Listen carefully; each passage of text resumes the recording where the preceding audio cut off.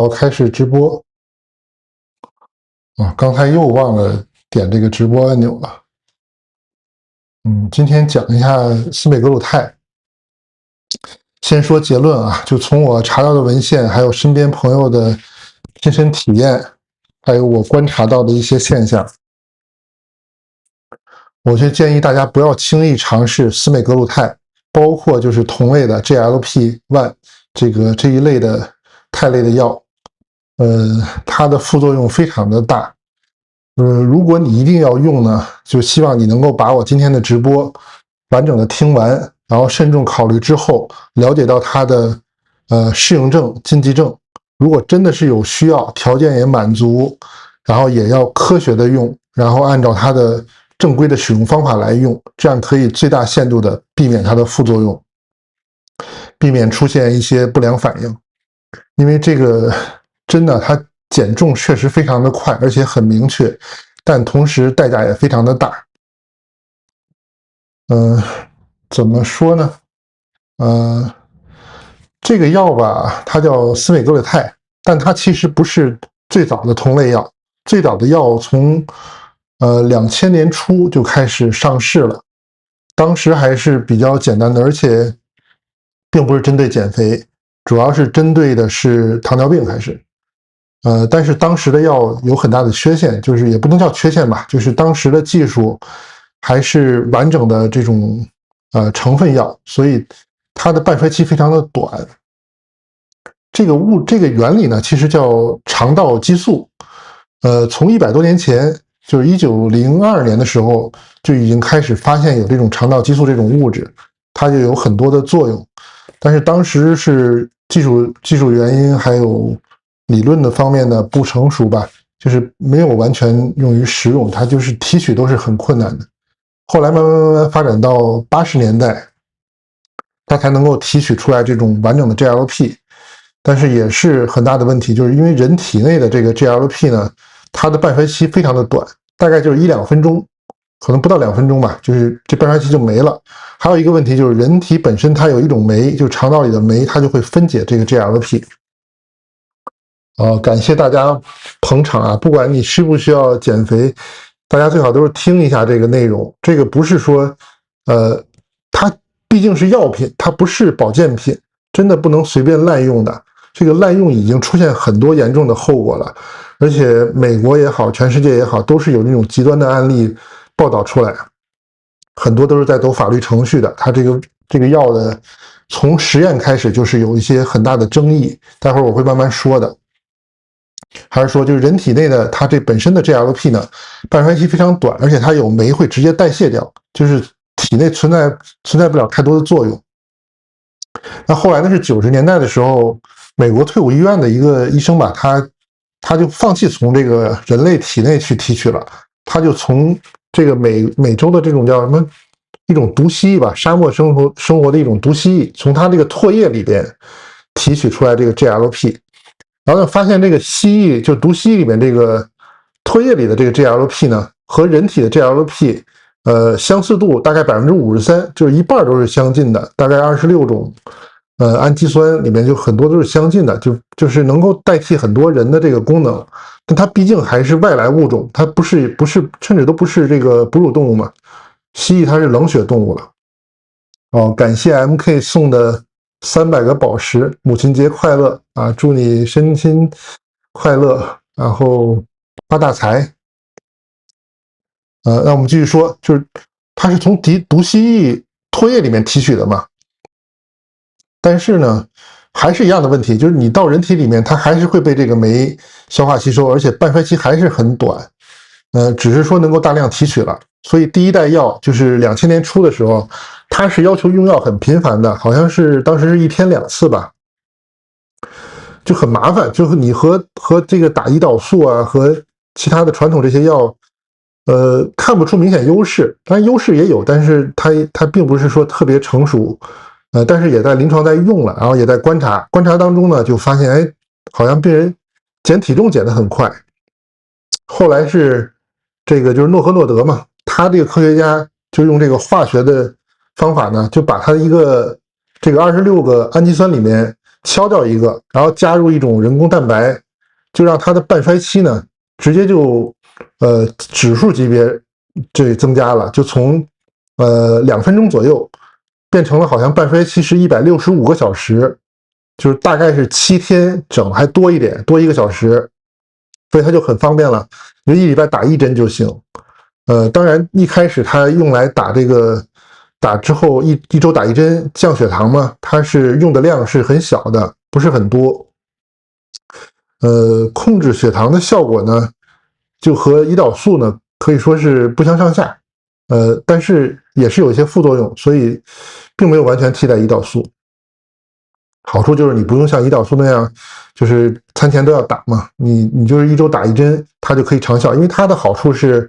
只有当血糖升高的时候，它才发挥作用；血糖低的时候或血糖正常的时候，它是没有作用的。所以这个对控制血糖还是很有意义的，而且从医学的角度来说是，治疗这种代谢疾病、治疗糖尿病的一个很大的一个进步。这个确实是一个很伟大的发明。但是就说到这儿，就提一个题外话，就是好多这个人一听是从读西医的唾液里提取出来的，你要按就是网上一些这种所谓的中医黑的思路吧，就你提取的这个东西有毒，然后还有什么，那你这个就也是有很多黑点。但实际上呢，就是从医学角度来说，医学的伦理和社会的普通的伦理是不一样的。你从社会上的伦理，你看说这个东西有毒啊、有害啊，或者说觉得比较肮脏啊、比较恶心啊，你就不应该用，或者就是人就用不下去嘛。但是从医学上来讲，它就是人的生命、人的健康是更有价值的。所以即使说这个东西有毒，我们想办法把这个毒性减掉，然后让它的好处放大，副作用压低，这个就是可以用于临床，而且效果是很好的。然后就出现了，就跟伟哥一样嘛，就你本来是治心脑血管，然后后来发现治这个阳痿效果更好。那这个司美格鲁肽，它这个出现就是实验当中就发现，病人减重减的效果很好。然后诺和诺德他就专门安排了一个这种随机对照实验，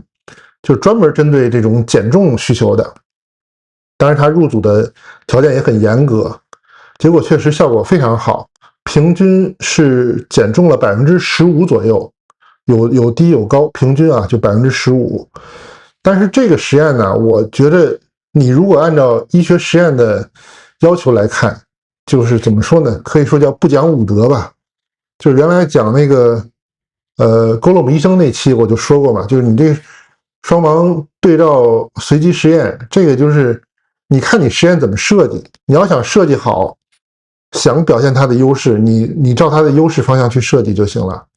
你如果是设计不好，你就完全可以把它这个贬的一点效果没有。他这个实验我看了以后，我就觉得槽点太多了，这个简直就是有点这个不讲道理了。因为他找的这个入组实验标准都是找那种体重基数非常大的，然后去做了多长时间？做了68周，就是1年4个月，时间很长。而且他做的时候呢是没有办法，就是所谓的双盲嘛，就是你做的时候就本身他就已经是很胖的人了，然后呢你去给他打这个每周打1针这个药，然后呢同时你还给他进行科学的这种生活方式的指导，然后让他去做运动，让他这个控制饮食。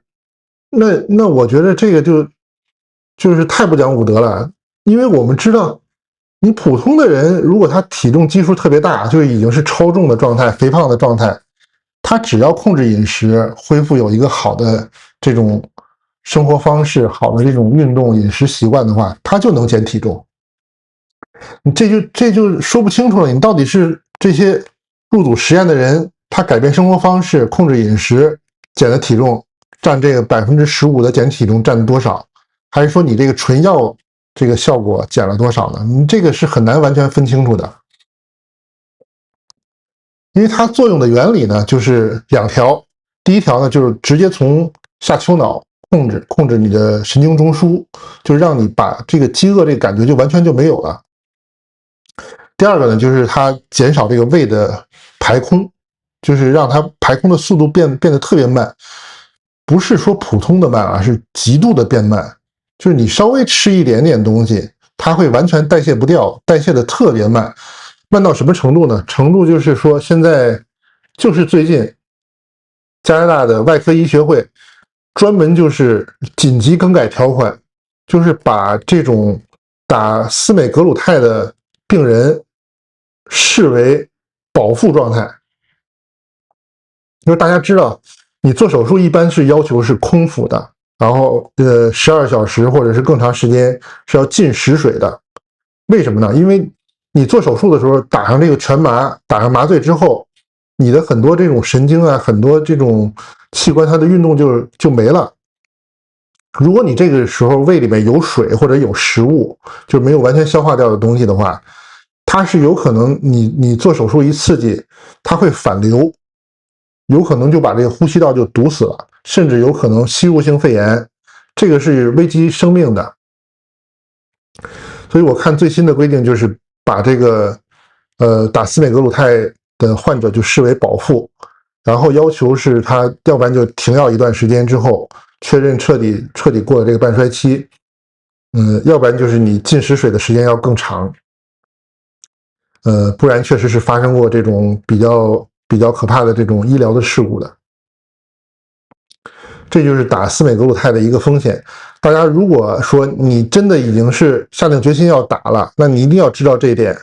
然后，而且你要在你身上弄个卡片，你说我是打司美格鲁肽的病人，你这样万一有这个急诊的情况，那不知道你需要手术的时候，那病人一看，不是医生一看你这个是打司美格鲁肽，他用的麻醉方法、用的手术方法，他肯定要考虑这个情况的，不能给你按这种空腹的情况去处理，不然是容易出现这种危险的。这就是打司美格鲁肽的一个很大的一个风险。那他通过这种方式来减重，那等于说是，怎么说呢？从正常的生理来说，它肯定是会有效果，而且效果很明显，但是并没有像有些人想的那么快，那么直接。我刚才也说了，那个实验它是通过68周，是1年4个月，才完全达到减重15%的。那你去算一下的话，就是我们按照常规的减肥的方法，其实你1年4个月能够规律的饮食，能够规律的运动的话，其实减15%这个目标并不是太难，而且它也不是一天减下来的，也是要科学减。为什么要这么长时间呢？这就是涉及到它的用药规范了。它的用药规范是非常严格的。我们刚才说了，这个提取是从毒蜥蜴的唾液里面的，那个毒性是很大的，所以它用量是很小的。我看的它的说明书，它的规范用量呢，就是第一次打是0.25毫克，非常小的一个剂量，然后连续打4次，就是1个月，没有任何问题才长一点，长到0.5毫克，然后慢慢长，这样1个月长，期间都没有出现不良反应，没有出现恶心呕吐，没有出现甲状腺的问题，没有出现眼睛的问题，没有出现这种胆囊啊、肾的问题、肝肾的问题的话，才可以加量。如果是出现有任何不舒服的反应，都可能需要停药或者维持目前的这个用量，然后观察，等到没有症状、没有不良反应的时候才能加。但是我听说啊，就是可能有些不太规范的这种商业机构，上来直接就给你打到2.4毫克，就是它的起效量，就是减肥的起效量。那你这样等于你面临非常大的风险，风险都是患者你打针的人承担的。这个大家一定要慎重啊！你如果一定要用的话，一定是按照规范的来打，千万不要说为了尽快减重，上来直接就打2.4毫克，这个是非常容易出现风险的。刚才我们说了，是这个，就是反流性食管炎，还有这种吸入性肺炎的风险，就你做手术的话，这个就特别像什么呢？像我们原来医院啊，就我在北京工作的时候，公立医院，我们医院旁边对面有一个小诊所，你不能叫诊所了，那个就是算什么呢？他就专门做针灸减肥的，什么证都没有，营业执照也没有，就是一个小黑屋啊。但是去的人特别多，甚至不乏一些就是北京的影视明星，就做针灸减肥啊，而且收费相当高。那你作为说也是搞中医的，那肯定得去琢磨琢磨，人家这怎么能做这么成功啊？然后我这个就是通过各种方法就探了探他这个店，就会发现针灸扎的乱七八糟的，就是那种插秧能扎的地方都给它扎上了。然后但是呢，除了针灸之外，他还有一个给你打印了一张 A4 纸，正反两面，然后严格的规定你什么能吃，什么不能吃，几点睡觉，喝多少水。然后我看完这我就乐了，你就不扎针灸，你光按这个纸执行，这不一样能瘦吗？所以说好多人他这真的就是健康，就是这个认知的变现啊。你这个稍微动点脑子，你也能明白它到底是什么起作用的。咱们不说严格规定说排除这个安慰剂效应吧，但是他这个斯美格鲁他这个实验，我觉得就非常不严谨。那效果肯定是有啊，你想它神经都已经屏蔽你这个饥饿感觉了，然后胃的蠕动也减慢了，那这就很容易出现就是说的这个不良反应。就是第一个就是说刚才说的这个反流嘛，反流不是说它这个药物的作用啊，它其实是因为你这个胃排空减少了，然后你的这个神经感知呢又不知道这个饥饿了。所以好多人如果他还是按照打针之前的习惯继续吃那么多，那你那个胃没排空呢，它还是满的，它一直是膨胀的状态，它没有收缩，没有变扁。那你再吃不就返回来了吗？返回来就可能有各种的问题啊，你胃酸可能会把这个食管这个烧掉啊，或者是其他的各种这种问题都会出来。但是如果反过来说，你本身你习惯就好，你饮食就定时定量，那你不打针，你也能减肥的。这是它的不良反应。其次呢，它有一个最严重的不良反应，这个好多人我看网上都没什么人说，但这个是现在斯美格鲁肽面临的官司、面临诉讼里面最多的，就是它会出现这种视神经的严重损伤。我看是说叫没有任何原因，你目前机制也没有分析为什么它会引起这个视神经的问题，不知道，但是已经出现很多例，而且就已经开始打官司了。它会出现什么呢？就是你打完针以后，这个病人直接出现一只眼睛完全失明。那我觉得你为了说减肥，为了说让这个体型更好，直接代价是一只眼睛失明，这个代价太大了。我觉得大家就是尽量不要考虑这种方式吧。这个不是危言耸听啊，确实是有这种案例，当然是极少数的案例，但是因为它机制不明白，所以你也不知道你打了以后是什么事没有，还是说你打第一针你这个眼睛就失明了啊？大家好啊，赶上直播了，哎呀，正好这个话题咱们就聊聊天。我也不是说准备的那么严谨，就是查查资料，然后正好我身边也有打的，所以我跟他问了很多情况。然后再加上我之前的一些经历，然后一些文献资料吧，就跟大家聊一聊这个事儿。那你说这个视神经这个代价那太大了，你这个就完全是随机盲盒啊。还有一个就是它从实验阶段，就从动物实验阶段就已经出现，而且是直接写在它说明书上的，就是甲状腺有可能诱发甲状腺癌，这个在动物实验里面就出现了。然后在人体应用上也有可能，所以如果你准备打的时候，你一定是看一看、查一查自己的甲状腺相对的相关的方面的问题，就是有没有甲状腺的异常，你家族就是直系亲属里面有没有甲状腺相关疾病的这个病史、家族史，如果有的话，也是千万不要打，就是非常容易会诱发这个甲状腺方面的问题。当然，甲状腺现在疾病已经治疗比较成熟啊，及时发现的话，都是可以治的。所以你如果是说你没有这个家族史，然后甲状腺也正常，但是打了以后突然脖子肿了，然后甲状腺出现肿块了，或者出现吞咽方面的问题了，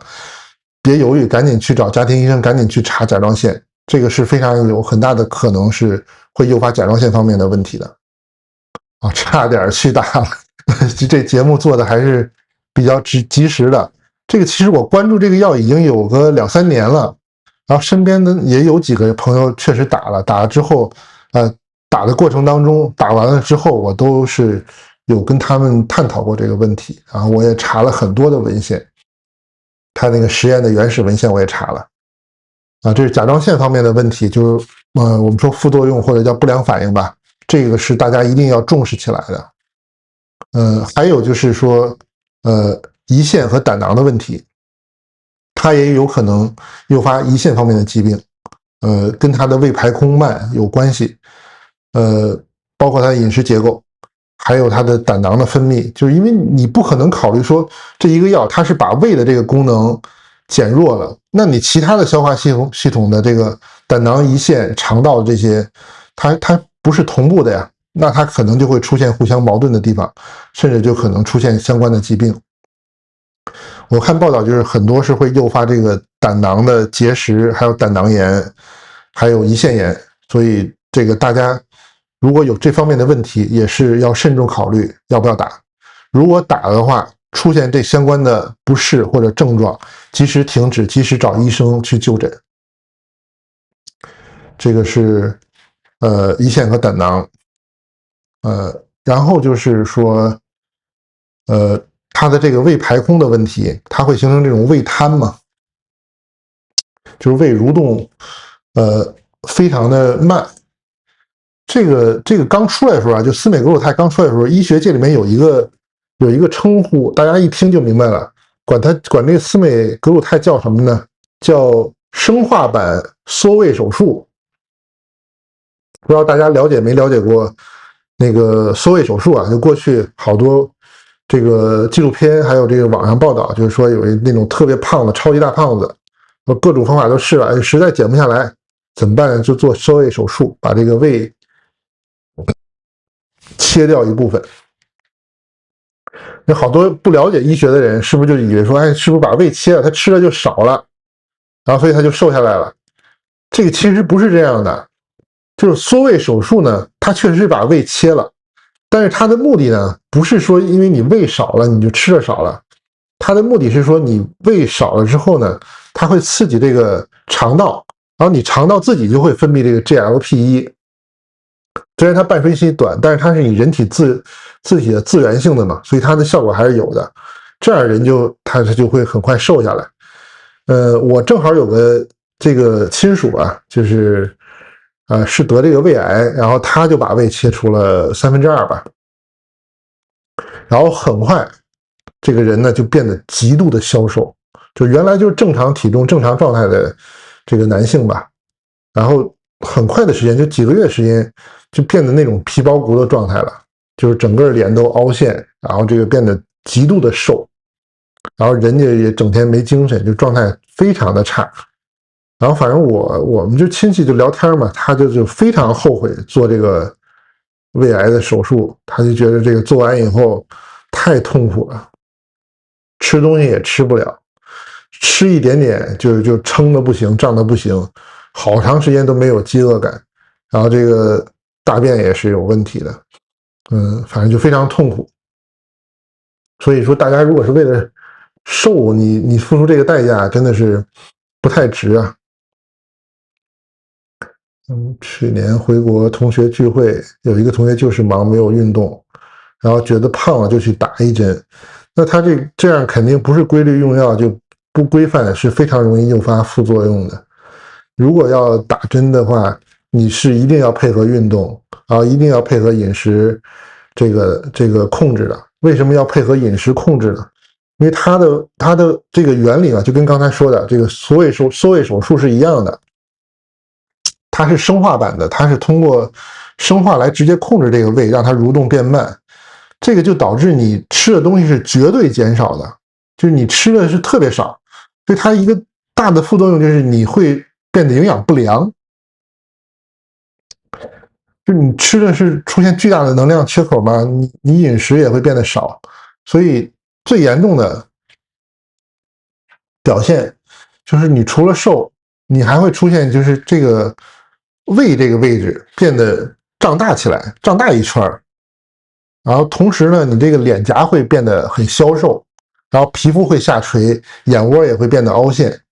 大家看这个，马斯克啊，他就是公开承认了嘛，他就打 GLP 瘦的。但是大家翻一翻他以前的那个照片啊，就能找到他以前在海滩，就是会有一段时间是出现那个身体状况，脱了衣服以后就特别奇怪的这个状态，就是胃这儿鼓起一大堆，然后这个整个身体那个皮就是荡得很厉害，就贴着这个身体下垂的很厉害，然后这个脸就凹陷的很厉害。那个现在就叫做斯美格鲁肽脸嘛，就叫奥德赛脸，国内好像叫斯美脸嘛。好莱坞明星特别多，就是一弄红毯，就好多人说是不是克隆人啊？怎么跟以前长得完全不像一个人了？就是不像他这个年龄符合的这个，整个就脸就垮了。那你想想体重是吧？体重其实就是你站在那个体重秤上面，然后它测量的这个地球引力对你这个身体的一个拉力嘛。那这个数值你不报的话，其实是没人知道的，大家只能是凭空去猜。就你就比如说我说我体重是100公斤，好多人不相信的。那因为我可能肌肉比较发达，骨骼肌比较多，然后就看起来就不像是100公斤的人。那你像王教主，那我面对面见着，我觉得他已经很瘦了，就是可能稍微有点肚子，但是他要不是故意的，没人其实是旁人。我觉得从男性来说啊，就我不会上来就先看别人肚子的，对吧？所以它只是一个数字。但是呢，现在就是很多这种审美观念的流行啊，还有这种网络文化，它就把你变成一个数字焦虑了。还是说回来啊，就是你如果因为用了斯美格鲁肽或者做了这个缩胃手术，特别是如果你用的量比较大，你像刚才 MK 说他这同学就是觉得胖了就去打一针，但是他这个半衰期就是1周嘛，所以那你只等于你这1周是相对一个进食绝对是减少了，因为你想多吃不下去，你吃多了绝对反胃恶心吐啊。那你吃的少了之后，最大的问题就是你的蛋白质摄入会不足，那你这个脸上身上这些胶原蛋白那个流失的可是很快的。其次呢，就是柳叶刀也是做调查了嘛，就是你流失的体重数字，它测量的是测量不出来你是流失的是脂肪还是肌肉的。那打斯美格鲁肽其实大概25%到40%减的体重都是骨骼肌，所以你肌肉流失会非常多的。我这有一个朋友，他打的就是特别明显，他本来其实我觉得并不胖，不是那种超重的体重，但是他打了，但是因为有原因啊，也确实符合这个用药的适应症的目标人群，打了以后呢，确实很快就瘦下来。但是他很痛苦的一点就是什么呢？就是他健身觉得状态非常不好了。原来他一直有这种跑步啊，有一种这种去健身房锻炼的习惯，然后他打完以后呢，打了一段时间就发现，哎，跑步跑不动了，体能下降的很厉害。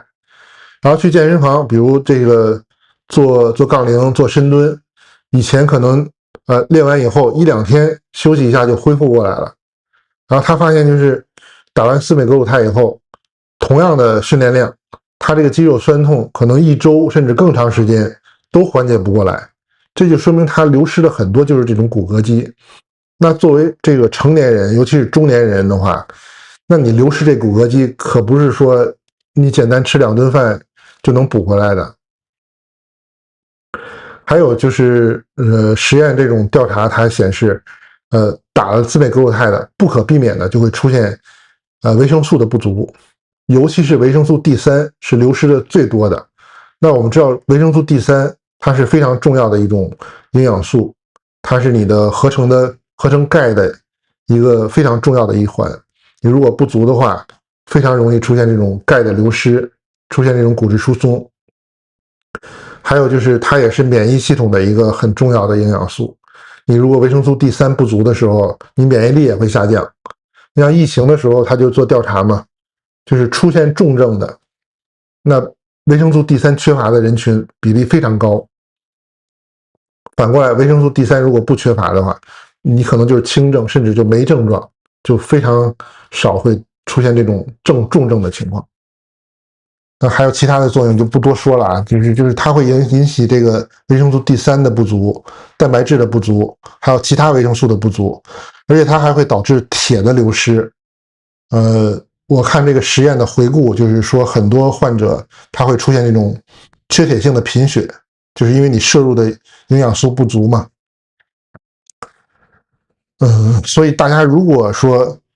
你万不得已，而且你确实是需要打，符合它用药的条件，你用了，一定要注意这个营养的补充，保证每日的这个有限食物摄取的时候，这个蛋白质的摄入是够的，然后维生素也是要够的。当然这个很难，因为你胃排空慢了之后，你很多营养素吸收就会很差。像马斯克，他肯定是那首富嘛，那他应该是打司美格鲁肽的时候，他有配合健身运动，应该是有配合这种功能医学，就是你查出来缺哪种营养素，他通过脊柱或者是通过输液来补充，防止它出现这种副作用。那你如果普通人的话，你只是打一个司美格鲁肽，你是非常容易出现刚才说的这些营养素的不足甚至缺乏的症状的。有时候你很难通过口服保健品来补充，所以如果要打的话，一定是提醒家庭医生，或者是想办法定期去查一下这些容易缺乏的东西，然后有必要的话就要用一些医疗手段，要把它补充够，避免出现这种不良的反应。这个就是这个传统《黄帝内经》就是分高人、脂人还有肉人嘛。那就是高人就是MK 说的这个，相信我是100公斤，他们家老大就是100公斤超过了，肌肉型男，然后穿 T 恤就比较好看，肩宽嘛。这就是以前中医里面你说的就是这种高人、脂人还有肉人嘛。那其实就是你内脏脂肪多，这种才是有问题的肥胖。那你如果是肌肉发达，你体重大，其实不用太在意这个数字，你身体健康是最重要，身体状态是最重要的。因为没有人，大家不是说那种虚拟世界那数字人，就打眼过来一人，然后这个眼镜一闪，这人体重多少，三围多少就出来了，没有这功能，就是猜不出这人体重具体是多少。就我记得有一次年轻时候跟人去这个泰国玩嘛，然后他那个商场里边有一个体重秤，然后他们就上去试，一个个试，然后就说这秤是不是坏了呀？说这怎么这么重啊？我说我试试吧。然后我一站上去，他们哎呀，这个秤真的坏了，你这看上去不够100公斤，怎么这么重呢？这个真的就是这个只是一个数字啊，大家不要过度关注这个数字，其实更应该关注我们的体能，关注我们这个体型。这个还说一个好玩的啊，就是大家为什么这么专注这个东西呢？就是这个减肥呢，就是无非就是希望自己的这个形象更好，颜值更高，可以在这个社会上啊，在家庭人际交往当中得到更多的好处嘛。那我自己的经验啊，就是其实这个医疗行业啊，颜值高的人是比较多的，所以我之前也说过，我们原来同事不是有他母亲和章子怡母亲是双胞胎嘛，就是客观说啊，就我们那同事比章子怡好看，因为章子怡太瘦了。这是女生啊，就是我们大学同学，其实还有男生颜值也特别高，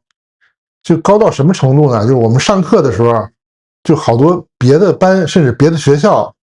小姑娘就直接趴在这个窗户后边就来看他，就专门来看他来的。像当时我们这学校周围很多这个女生多的学校的，旁边就是北京服装学院，就翟山鹰他们学校。那时候我们经常去蹭课的，当时有这个武校联合嘛，北京服装学院就开了一门叫服装审美课，然后我们就去蹭课，选修课，然后有选修学分的，然后上那个北京服装学院，他们有这个模特班，就全是模特，然后服装设计师学服装设计的，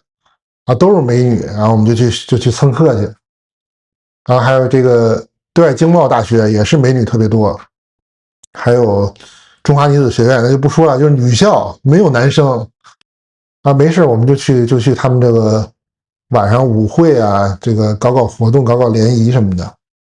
化工大学就不太去，那边女生少，男生多。我们班这男同学颜值高到什么程度啊？就是他毕业以后，他是拜师找了一个第一批国家级名老中医学儿科，然后他自己在那诊所就专门看儿科的，就开了没多长时间，就出诊没多长时间，这就不对了，就是气氛就越来越奇怪，我就去找他们，就发现那个诊室还有这个大厅，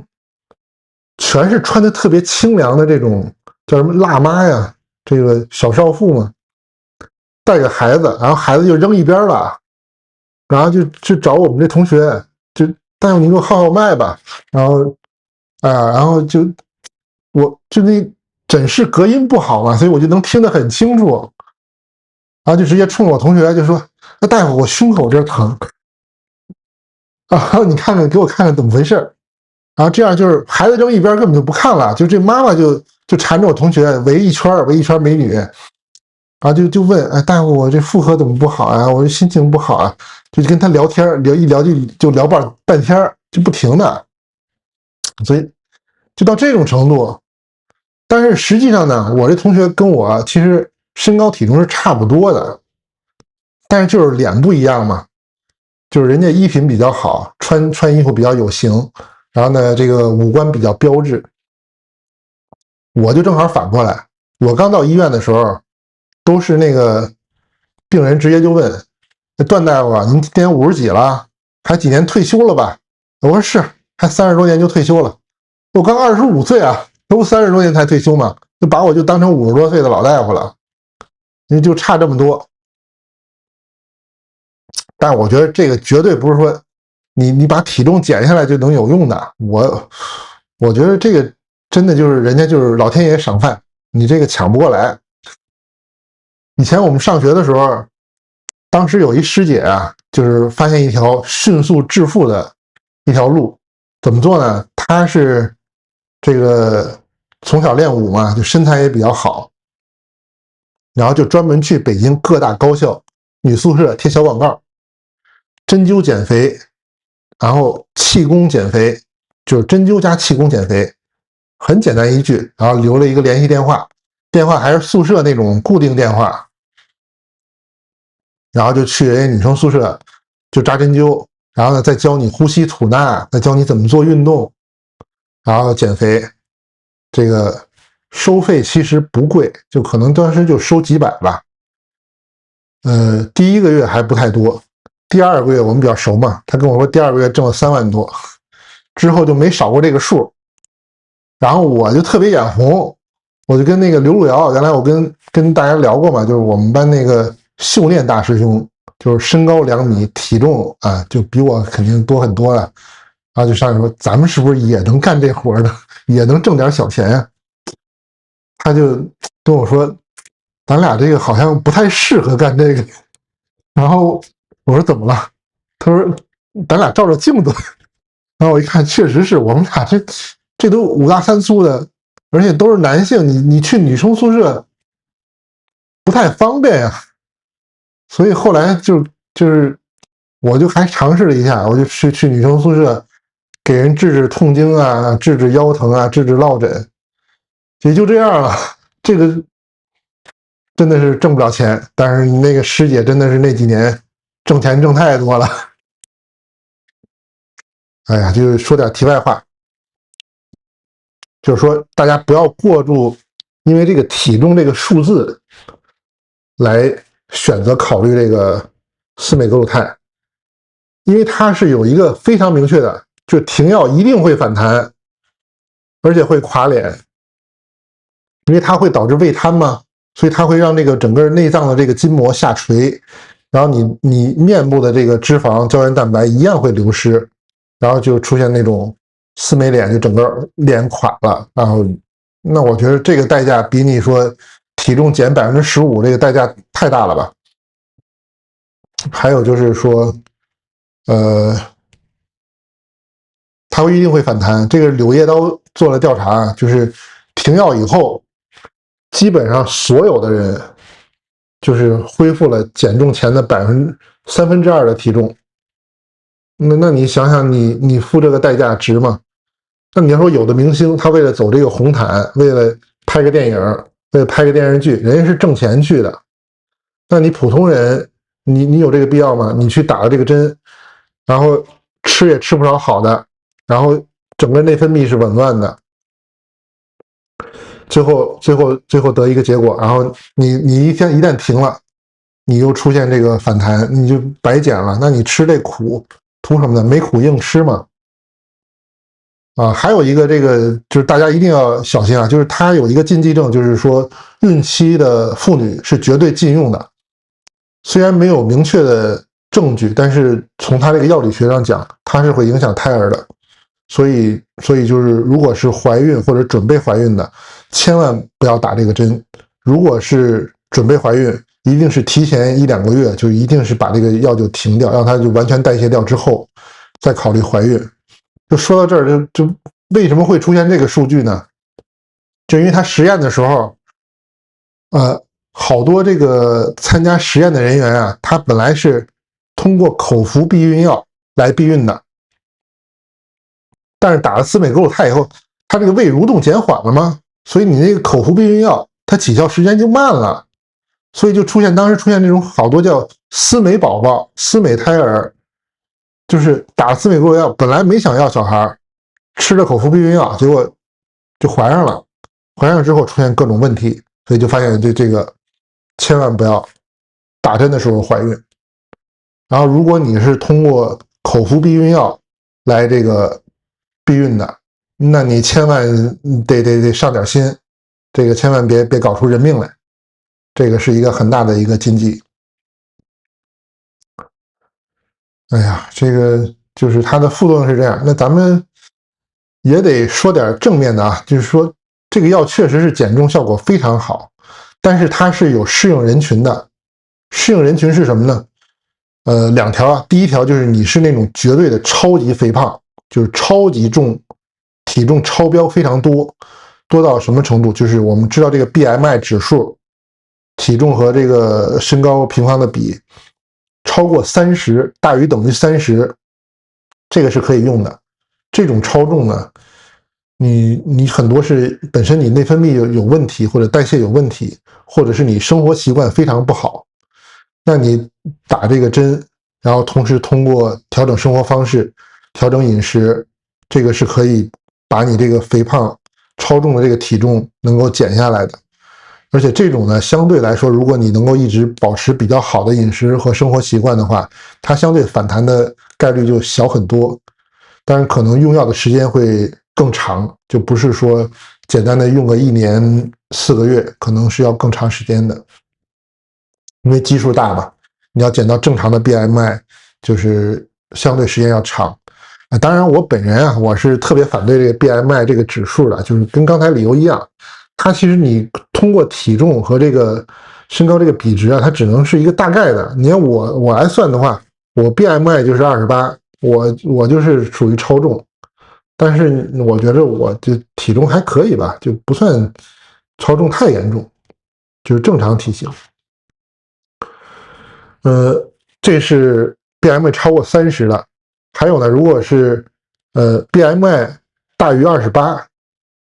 这个其实30和28也差不了多少，就是不到肥胖的程度，但是也是超重了。但是同时你有糖尿病，有高血压啊，糖尿病或高血压或者高血脂，这种就是因为肥胖相关的疾病，那你也是可以考虑用这个司美格鲁肽，因为这个肥胖已经影响你的身体健康了嘛，所以你打了之后呢，它是可以减重的同时改善你的这种身体健康，可以让你的血压、血糖、血脂得到控制的。这也是现在司美格鲁肽他在做的实验，就是他已经批准，除了控制血糖，除了减体重之外，他在做实验，就是在控制这种代谢性疾病。当然，这个用料啊，还有用量，它是又有变化和调整。现在这个数据还没有公布，我觉得个人是看好的，但是可能用料啊、用药的这个方式和用量可能是要更精确的调整一下。这是第二个。第三个呢，就是说，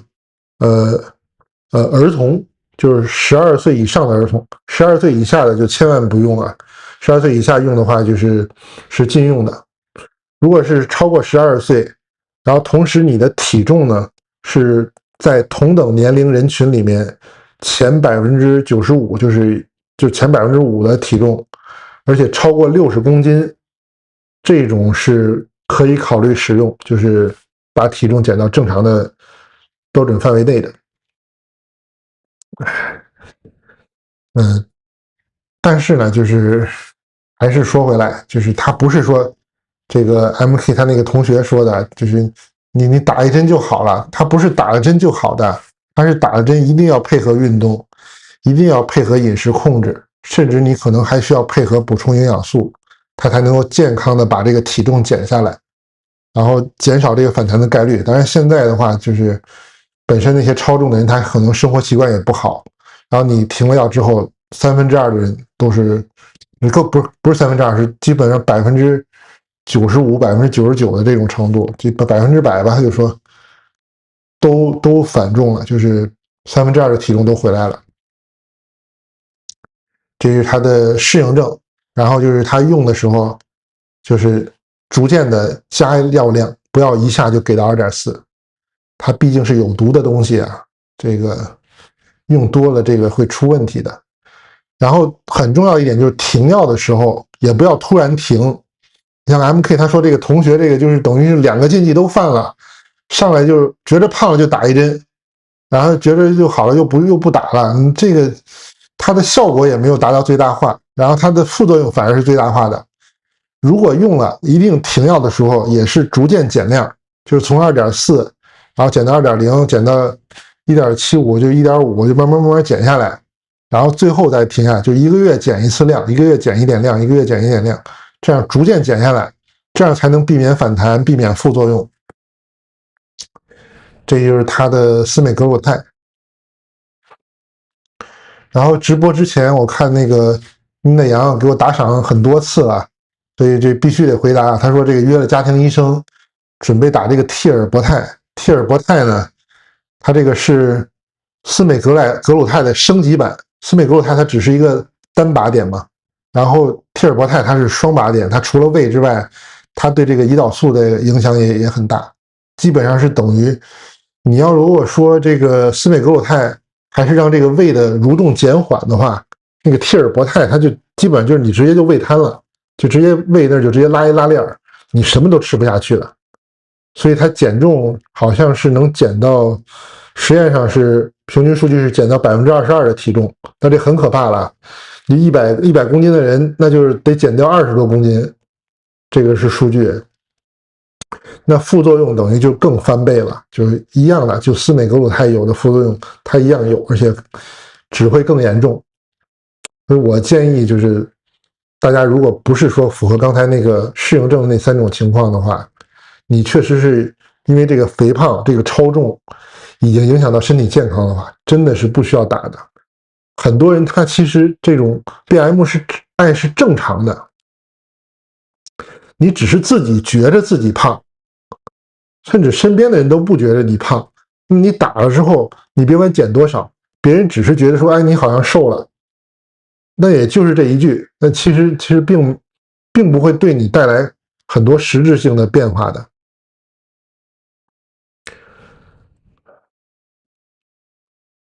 罗运江说到减肥，看到一堆说吃了某产品就可以随便吃垃圾食品不会胖，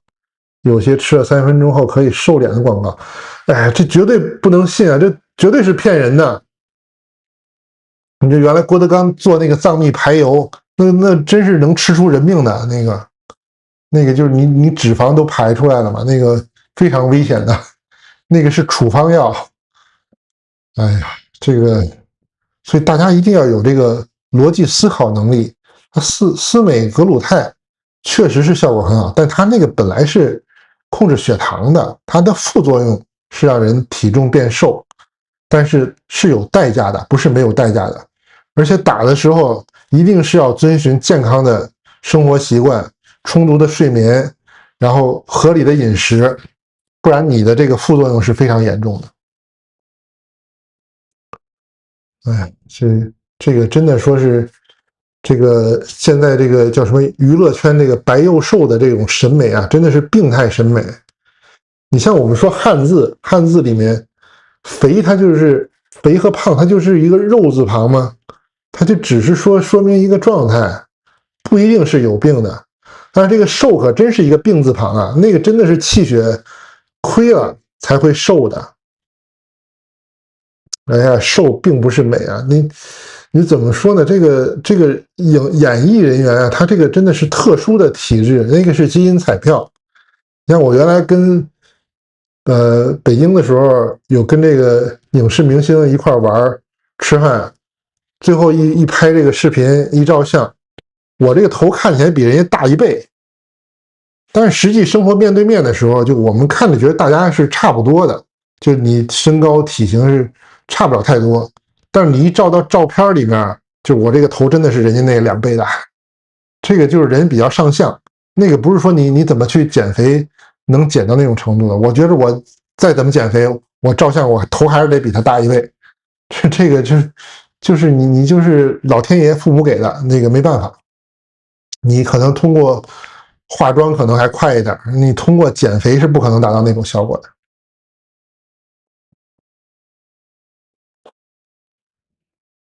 嗯，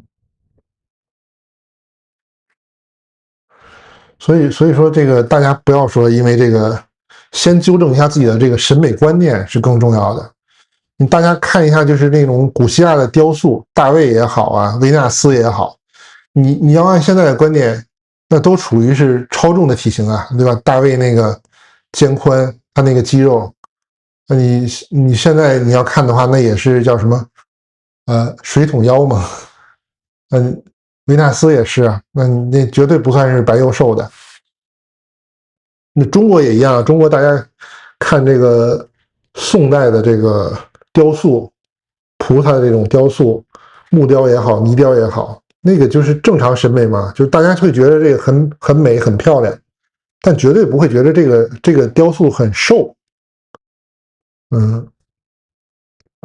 这个就是说审美的观念啊，这个真的是很重要。而且就是不是说绝对体重，就是你那个体重你减10公斤，别人只能觉得你瘦了，但是你说瘦10公斤和你瘦1公斤，大多数人是看不出来的。而且其实如果不是你的家人或者很亲密的人，也不会关心你的具体的数字是多少的。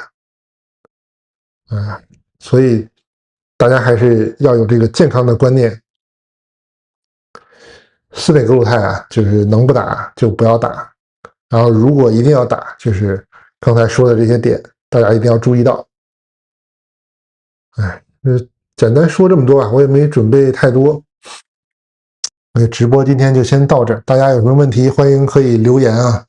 如果有必要的话，我们还可以在这个话题再多聊一聊。那今天就先到这里了，大家再见，拜拜，直播。